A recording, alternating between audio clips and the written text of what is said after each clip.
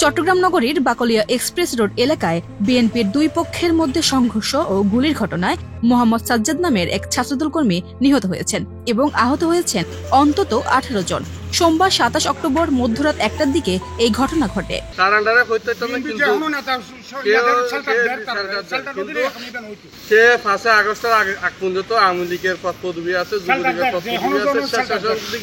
সভাপতি না সভাপতি পদ পদবি আছে সুয়েলের, আর বুরহানুদ্দিনের আওয়ামী লীগের পদ পদবি, এমনকি বুরহানের ছবিও আর তৎক্ষণিক অনেকজনে দেখাই সে আওয়ামী লীগের যে মিছিল মিটিং আছে সে সশস্ত্র মিছিল।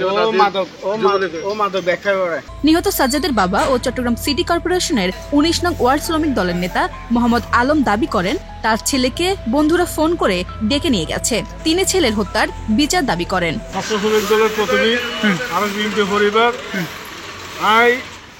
বিচার চাই, যেহেতু এটারা এই এক্সেস রোডের ভিতরে আওয়ামী লীগের এবং ছাত্রলীগ, যুবলীগের, তাঁতি লীগের নাম করি সন্ত্রাসী, বিশেষ করে এই ঘটনা আর পরে দাখিল হয়েছে ঘটাইয়ে, যেহেতু আর পর বিএনপি করে আর পর কোনো অনলাইন নাই, আর পর চক্রান্ত করে মাইছে।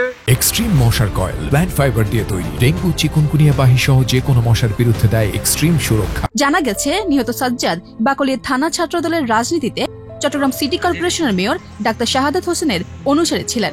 তবে এই ঘটনায় 15 জনেরও বেশি মানুষ আহত হলেও প্রাথমিকভাবে তাদের পরিচয় জানা যায়নি। তারা চট্টগ্রাম মেডিকেল কলেজ হাসপাতালের বিভিন্ন ওয়ার্ডে চিকিৎসাধীন অবস্থায় রয়েছেন।